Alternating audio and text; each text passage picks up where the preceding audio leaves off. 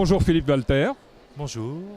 Vous êtes directeur de recherche au CNRS et directeur du laboratoire d'archéologie moléculaire et structurale de l'UPMC.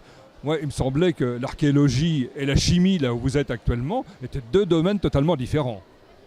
Donc ce sont deux domaines que l'on peut considérer malheureusement différents par nos traditions de clivage entre les sciences et les sciences humaines et sociales. Une longue tradition qu'on a depuis les années 60 malheureusement, mais qui a de moins en moins raison d'être dans la mesure où on peut combiner dans des recherches profondément interdisciplinaires des travaux qui associent chimie ou physico-chimie avec histoire de l'art et archéologie. Et c'est le but de la création de ce laboratoire à l'Université Pierre-Marie Curie il y a 4 ans. Et dans mon équipe, nous sommes des physico-chimistes, mais également il y a 2 égyptologues, une historienne de l'art, une spécialiste de latin et de médecine antique. Et nous travaillons conjointement, notamment ces personnes, nous travaillons conjointement pour essayer d'inventer une recherche interdisciplinaire qui va mélanger matériaux, textes et œuvres et créer une histoire des savoirs intégrant toutes ces dimensions. Donc, alors, en ce qui vous concerne, vous êtes chimiste, vous êtes dans quel domaine vous exercez particulièrement? Donc, je suis officiellement chimiste aujourd'hui. Donc après, j'aime bien dire physico-chimiste parce que je développe des outils d'analyse pour essayer de comprendre les matériaux et leurs propriétés. Donc les matériaux notamment utilisés par les peintres.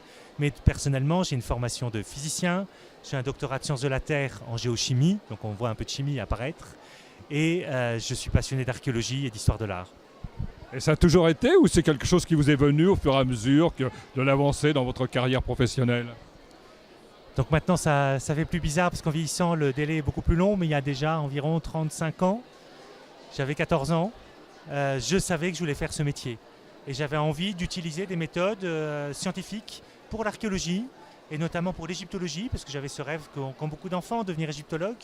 Et j'avais l'envie, ou l'intuition maintenant je peux dire, de le faire à travers des études de sciences et à travers l'emploi de technologies et de méthodes issues de la physique ou de la chimie.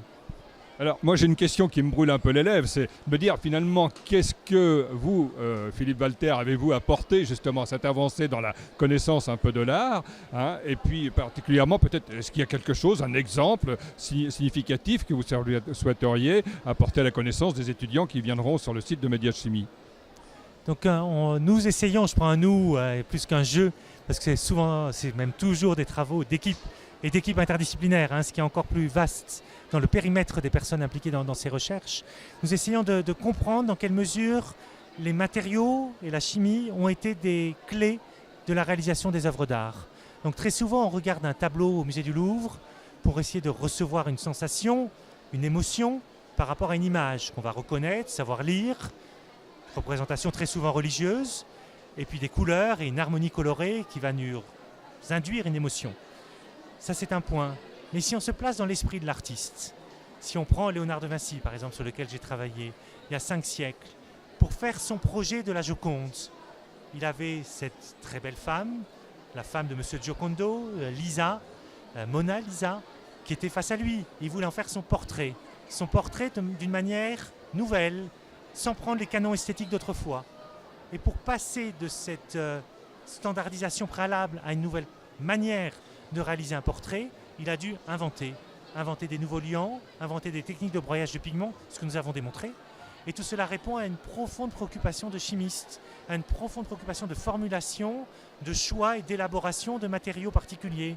Et c'est ce qui a fait dire au pape de l'époque que Léonard n'était pas capable de finir ses projets parce qu'il s'intéressait à la distillation des plantes pour faire des substances pour sa peinture, et notamment les vernis et les glacis, au lieu de réaliser le tableau lui-même. Et ce qu'avait pas compris le pape de cette époque-là, il ne pouvait sans doute pas le comprendre par les notions théoriques qui existaient à ces époques-là, que c'était parce qu'il a su trouver la résine et l'huile parfaite qu'il a pu faire le sourire qui nous émeut tant quand on regarde la Joconde. Alors là, vous m'en apprenez, parce que la chimie soit venue au secours de Léonard de Vinci pour faire le sourire énigmatique de la Joconde, vraiment c'est quelque chose d'extrêmement surprenant. Donc on a démontré que c'est par une subtilité de dépôt de couches qu'on appelle des glacis, très riches en liants, très peu de pigments, qu'il a superposé sans doute une vingtaine de couches, qui nécessitaient un long temps de séchage entre chacune d'entre elles. Et c'est pour ça aussi qu'on sait par des textes historiques que Léonard de Vinci aurait mis 4 ans pour réaliser ce tableau. Et là aussi, juste le séchage des substances qu'il a pu utiliser explique ces 4 années. Aujourd'hui, j'ai dans mon laboratoire une thèse qui est menée pour essayer de comprendre un tout petit texte, où il nous explique que la résine de genévrier ou de cyprès est la meilleure pour faire cela. Donc ça veut dire qu'il a testé un très grand nombre de plantes et que dans ces résines, on a des phénomènes d'oxydation, de polymérisation qui vont permettre l'étalement de couches fines ou non, l'étalement de couches qui vont s'auto-lisser ou laisser des traces de pinceau. Et dans son projet esthétique, Léonard de Vinci voulait ne pas montrer sa manière de réaliser la peinture. On n'a pas de limite entre les couleurs, on n'a pas de traces de pinceau. Et ça, c'est par des propriétés physico-chimiques, ce qu'on appelle la rhéologie, et par ces polymérisations d'huile et de résine qu'il a su le faire. Et ce n'est pas n'importe quelle substance. Inversement, Vincent van Gogh, Picasso, mais Vincent van Gogh tout particulièrement, choisira des pigments et des liants pour avoir une couche très pâteuse et rendre matériel son tracé. Et quand on regarde un Van Gogh, on a envie de le regarder avec une lumière rasante et on voit apparaître un tableau extraordinaire. Chez Léonard, tout est dans la subtilité, des couches très fines, translucides. Il faut avoir le tableau dans les mains pour réussir à comprendre tout cela. Ou faire des analyses chimiques. C'est vrai que l'on connaissait de Léonard de Vinci tous les écrits qu'il a pu faire, les inventions qu'il a essayé de développer, enfin les dessins au moins d'inventions. Alors sincèrement sur la chimie, j'ignorais qu'il y avait aussi tout cet aspect chimique de chez Léonard de Vinci. Par rapport aux jeunes là, qui peuvent venir sur le village de la chimie, qu'est-ce que vous auriez à leur dire pour les amener à faire de la chimie, à faire de la science d'une manière générale? La chimie est partout. Donc on peut imaginer mille et une manières de faire de la chimie. Et c'est, pour mon expérience, je suis arrivé à la chimie en faisant aussi de la physique, des sciences de la Terre, de l'archéologie. Donc on peut imaginer que cette chimie est présente à beaucoup d'endroits. Et donc après, on peut s'y intéresser par mille et une voies.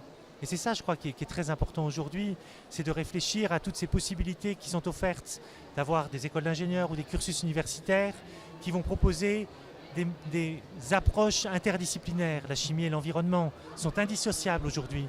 La chimie et l'énergie sont indissociables. Moi, je travaille dans le domaine du patrimoine et on démontre que c'est indissociable. Attention, c'est une niche par rapport à l'environnement ou à l'énergie. Tout le monde ne peut pas se lancer là-dedans. Mais on peut imaginer de faire ces études de chimie pour mille et une choses au service de l'histoire de l'humanité, au service de notre bien-être d'aujourd'hui. Et je crois que c'est très motivant pour les jeunes et qu'il faut entreprendre des études, mais je dirais pas forcément que de chimie, mais aussi avec d'autres aspects pour avoir une culture vaste et que c'est souvent comme ça qu'on peut franchir de nouvelles frontières.